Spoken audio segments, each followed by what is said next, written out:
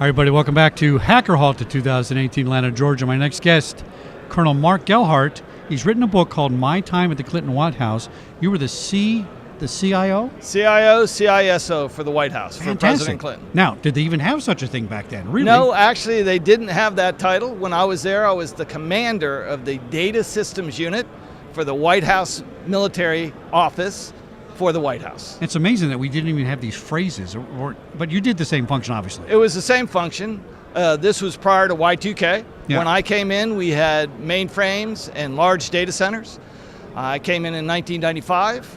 When I left in 1999, right before Y2K, I had transferred everything from mainframes to client server, and I wrote a book, My Time in the Clinton White House, about my time there. Is non-political, non-partisan, not really IT-oriented. It's about the back office. It's about the people. It's about the military members that supported the White House. It's about funny vignettes that were first-person events that happened to me, like the time I ran into President Clinton and knocked him on his butt.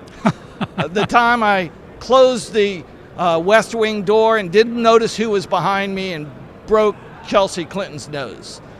The time I almost ran over Hillary with my car. Things like that, the funny things that you don't hear. Non-political, non-partisan, fun, educational military items about the White House. Are you aware that about 1/3 of the people working on the White House ground are in military people in civilian clothes? Are you aware that the military is responsible for supporting the commander-in-chief, for supporting the continuity of government? Are you aware that there's 4 people with the president 24 hours a day, 7 days a week?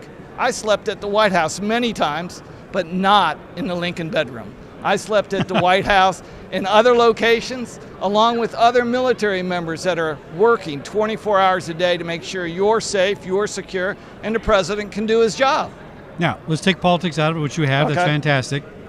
Give me a general sense of where the White House was, and I suspect you may know where they are still now, present day.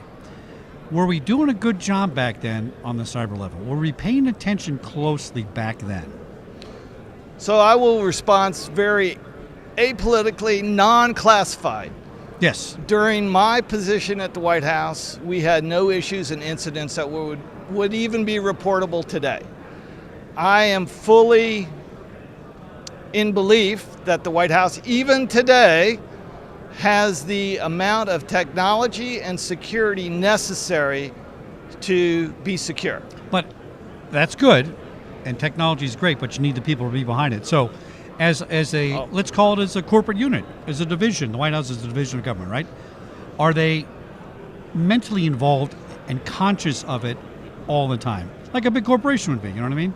So when I was at the White House, the process to get me the job, it started with 100 individuals that were totally qualified for the position, and one person ended with that. And I was a military member. To get nominated to work at the White House in IT, you have to be in the top 1%, not top 5%, right. Not 10%. You have to be in the top 1% of your military service, Army, Air Force, Navy, Marine, and we even had some Coast Guards.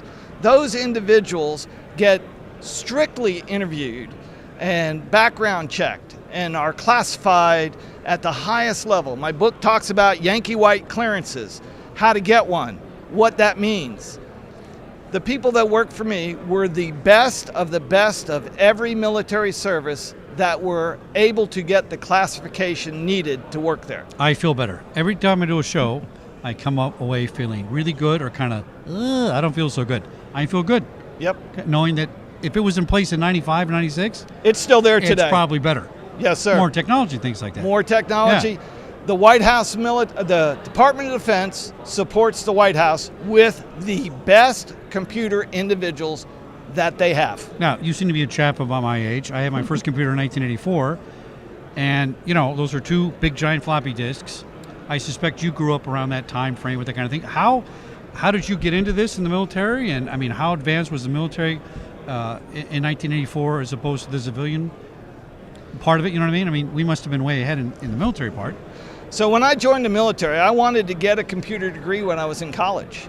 When I was in college, there was no computer That's degrees. right. There's no computers almost.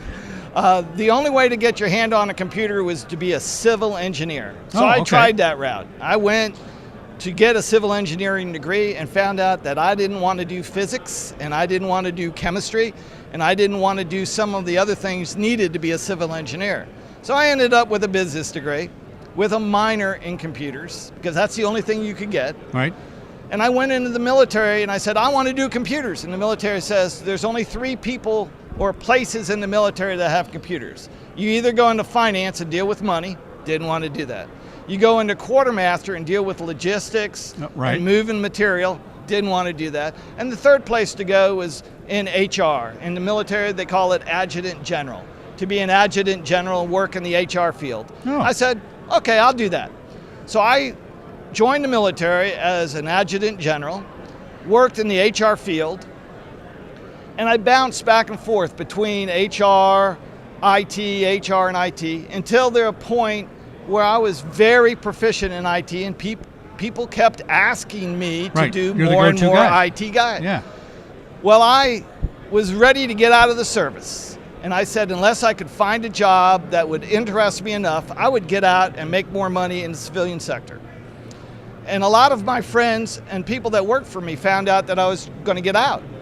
I got a call by a warrant officer that used to be enlisted. I forced him to go warrant. He was a great guy, great technician, great computer technician.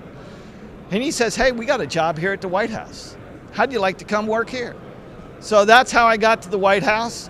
There's a whole story. I would tell you I was not the top 1%. I was not nominated by the Department of the Army or the Department of Defense to take the job. But I got the job anyway because of who I am and what I did.